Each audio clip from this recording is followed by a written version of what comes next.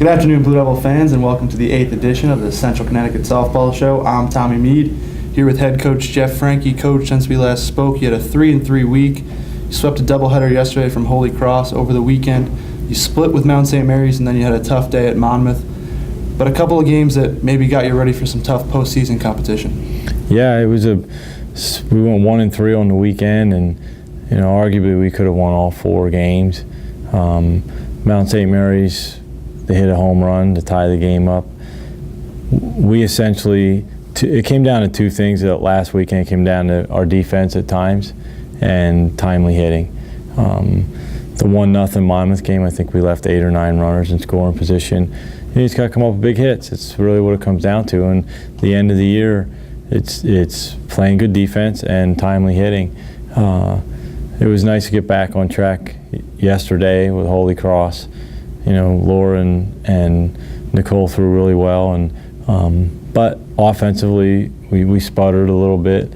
They had a kid who was throwing a knuckleball, legit knuckleball, and we struggled a little bit with that. Our defense played pretty well, and I said earlier, Nicole and Laura threw well. The Monmouth doubleheader, we had a chance to win that game numerous times. We had a chance to put runs on the board.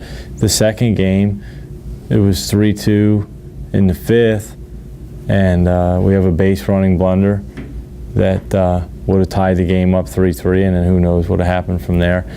And we had the Mount St. Mary's center fielder she was unbelievable. She made 5 diving catches, and so we had what we call the old atom ball syndrome, where you're just hitting the ball hard right at people, and you have those games. It's really difficult to go through a 50-plus game season and not have games where you just smash the ball right at people. But at the end of the weekend, I just said to the team, I said on April 14, 2013, Monmouth is better than us.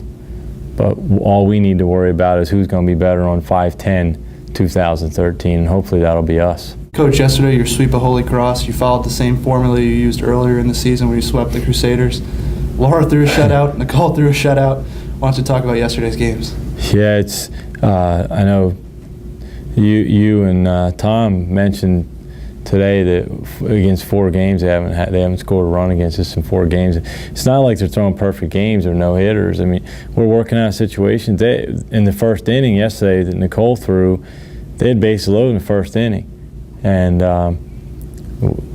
ground ball to Katie, and she got the force out at home, and then we got the last out. I think on a strikeout, I think Nicole struck the kid out, and so it's not like Holy Cross hasn't had scoring opportunities. And I told a couple people earlier, Holy Cross's center fielder and third baseman would start for us.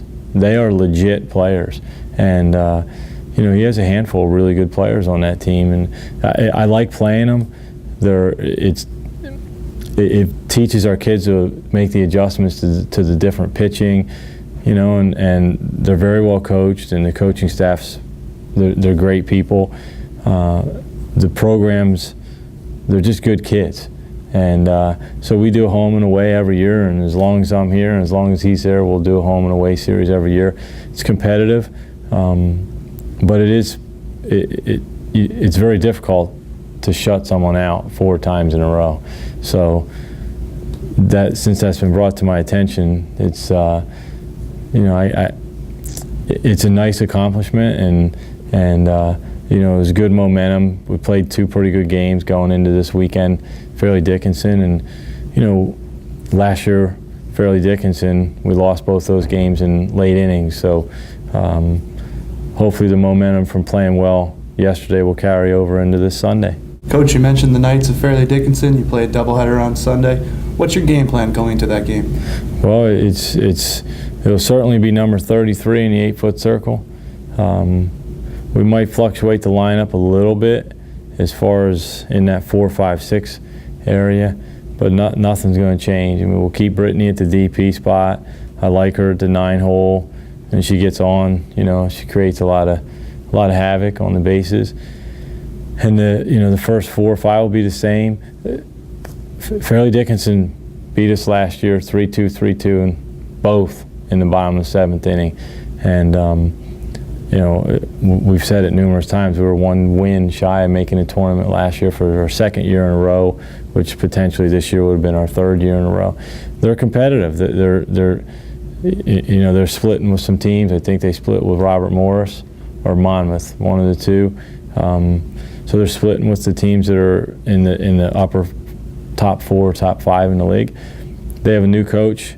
She was at Ole Miss when I was at Jacksonville, so she's been around the game for a long time, and she'll do a good job with them. And the team seems to be responding well to her. It'll be competitive. I know that a couple of the returners have talked about this team and just playing well against them, and hopefully coming out on the better end of the stick. But the weather's supposed to be okay.